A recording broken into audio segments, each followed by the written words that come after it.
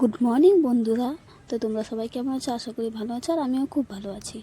তো এটা আমার ফার্স্ট ব্লগ। তো দেখাচ্ছি, এটা আমার ঘর। কালকে রাত্রে এই ঘরে আমরা ঘুমাতে পাইনি, তার একটা কারণ আছে। তো তার জন্য আমাদের ঘুমাতে তার পাশের ফাঁকা রুমে। তো এই রুমে বর্তমানে কেউ থাকে না, কিন্তু বানানো হয়েছে আমার শ্বশুর শাশুড়ির জন্য। তো ওরা কেউ থাকে না দেখে কালকে রাতে আমাদের ঘরে একটা প্রবলেম হয়েছিল, তাই এই ঘরে থাকতে হয়েছে। তো প্রথমে এই ঘরটা গুছিয়ে নিলাম।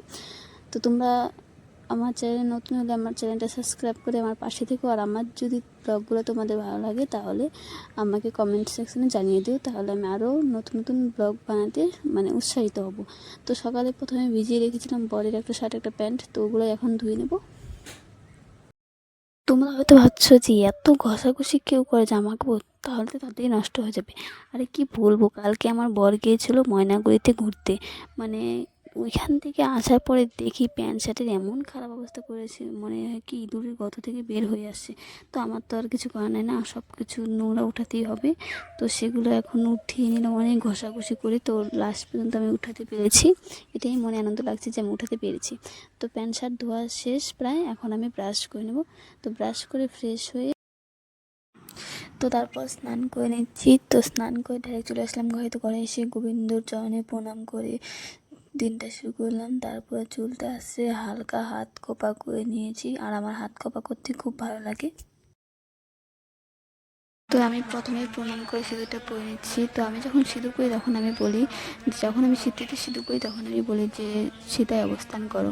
আর যখন আমি কপালে পরি তখন আমি বলি যে হরে কৃষ্ণ হরে কৃষ্ণ। আর যখন আমি শাখাতে দিই তখন বলি জয় রাধে। তো তোমরা হয়তো ভাবছে এটা তো মন্ত্র না সিঁদুর পর, কিন্তু কী বলো, আমার তো ওইটা মনে থাকে না, তাই আমি এটা বলি সিঁদুরটা। তারপর আমি চলে আসলাম সেই পাশের রুমে। তো পাশের রুমে এসে জলটা খেয়ে নিচ্ছে এখন। তো এখন আমি জল খেয়ে চলে যাবো ডাইরেক্ট রান্নাঘরে। তো রান্নাঘরে গিয়ে প্রথমে বাড়ির সবার জন্য চা করে নেব। আর আমি যেহেতু দুধ চা খাই না, তার জন্য আমি নিজের জন্য লাল চা করে নিয়ে, আমি লাল চা সেরকম একটা খাই না, হঠাৎই খাই। তো আজকে একটু খেতে ইচ্ছা করছে, তাই নিজের জন্য একটু লাল চা করে নিলাম। আর লাল চা করে সবাইকে চা দিয়ে আমি নিজের জন্য আমার ব্রেকফাস্ট রেডি করে নিলাম। তো ব্রেকফাস্টে নিয়েছি দুটো রুটি, দুটো নারকেল নাড়ু, আর হলো একটা কুকিজ আর একটু চা। তো তোমরা দেখতে থাকো। তো চা খাওয়ার পরে আমি ডাইরেক্ট চলে যাবো আবার রান্নাঘরে।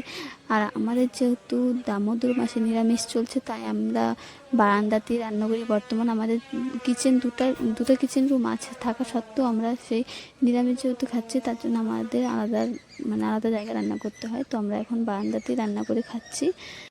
তো প্রথমে আমি সবজি কাটতে বসে পড়লাম, ভাতটা নামিয়ে নিয়েছি, আগে দেখতে পেয়েছো। তো সবজিগুলো কাটছি, কী কী রান্না হবে সেটা এখন তোমাদের কাছে শেয়ার করব। তো আজকে রান্না করব চচ্চড়ি, ডাল, চাল কুমড়ো ভাজি, আর হচ্ছে গিয়ে বাড়িতে কুলেখাড়া শাক আছে। দেখি এত খেতে ইচ্ছা করছিল, তাছাড়া আমার শরীরে রক্ত খুব কম, তার জন্য ডাক্তার বলছে যে কুলেখাড়া পাতা খেতে। তো কুলেখাড়া পাতাটা সেরকম একটা খেয়ে উঠতে পারি না, আমার ভালো লাগে না খেতে। তো তার জন্য আমি চলে এসেছি আমাদের বাড়ির সামনে, যেখানে কুলেখাড়ার বাগানটা আছে। তো সেখান থেকে কুলেখাড়ার পাতাগুলো তুলে নিচ্ছি। তো আমি তুলছি, আমার সাথে সাথে আমাদের বাড়ির বিড়াল ছানাগুলো চলে এসেছে, যে আমি কোথায় যাচ্ছি দেখতেই হবে ওদেরকে। তো ওরাও চলে আসছে। আর আমি কুলেখাড়া পাতার শাকটা তুলে যখন আমার শাশুড়ি ডাক দিল, তো আমি যাচ্ছিলাম, ফট করে আমার হাত লেগে গেলো বিড়ালের পায়ের মধ্যে। তো বিড়াল ছানাটা খুব ভালো, আমাকে একটু কিছু আঁচড় টাচড় কাটে নেই। আর ওর ব্যথা লেগেছে কিনা সেটা তো আমি বুঝতে পারি নাই, ওই জানে। তবুও ও কিছু করলো না আমাকে, এটাই আমার খুব ভালো হলো। তারপর আবার চলে আসলাম আমি রান্নাঘরে। তো রান্নাঘরে এসে ডালটা ভেজে ডালটা সিদ্ধ করতে বসিয়ে দিলাম। তো তারপর আমি সম্বার দিয়ে দিচ্ছি। তো এখন আমি আস্তে আস্তে সব রান্না করে নেবো। তো এখন চচ্চড়িটা বসিয়ে দিলাম। তো এখন একটা ম্যাজিক হবে, দেখতে পাবে তোমরা। তো ম্যাজিকটা হলো গিয়ে, চচ্চড়িটা যখন আমি ঢাকবো, তো ঢাকার পরে সেটা কি হয় তোমরাই দেখে নাও। তো দেখিয়ে দিলাম, দেখো ঢাকনা খুলতে শাক হয়ে গেলো। এত সুন্দর একটা ম্যাজিক হয়ে গেলো, আমি নিজে জানতে পারি। তারপর তো রান্না শেষ হওয়ার পর আমি, আমার চা আর আমার শাশুড়ি তিনজনে মিলে খেয়ে নিলাম।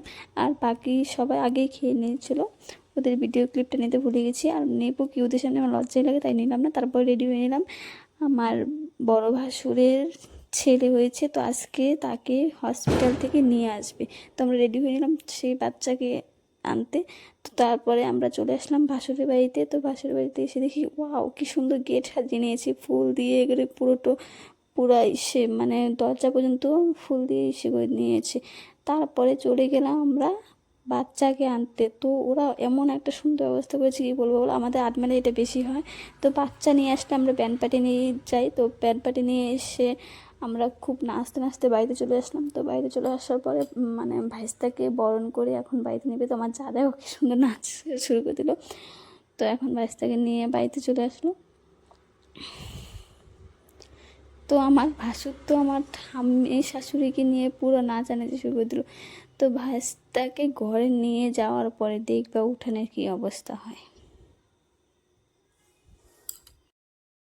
এই দেখো বন্ধুরা, উঠানে কি অবস্থা হয়েছে। তো এগুলো না দেখে আমি আমার যাকে বলি চলো বেলুন নিয়ে চলো আমরা বাড়িতে দিকে যাই, কারণ আমাদের স্নান করতে হবে। তো তারপরে দেখলাম রাস্তার মধ্যে ফুচকা দেখা পেয়ে গেলাম। তো এসে ফুচকা খেয়ে তারপরে মনে পড়লো উহু আমাদের ঘরের তো একটা মানে বিড়ালে পটি করেছে, তো সেটা পরিষ্কার করতে হবে। এটাই হলো সেই কারণ যার জন্য আমরা এই ঘরে ঘুমাইনি। তো এটা পরিষ্কার করে ডাইরেক্ট চলে গেলাম চান করতে। তো চান করে ঘরে এসে বললাম। তো আজকের মতো এতটুকুই ব্লগটা। তোমাদের ভালো লাগলে লাইক কমেন্ট করে দিও, আর আমার পাশে থেকে সাবস্ক্রাইব করে আমার পাশে থেকো। তো আজকের মতো এতটুকুই। টাটা, বাই বাই, ভালো থেকো বন্ধুরা।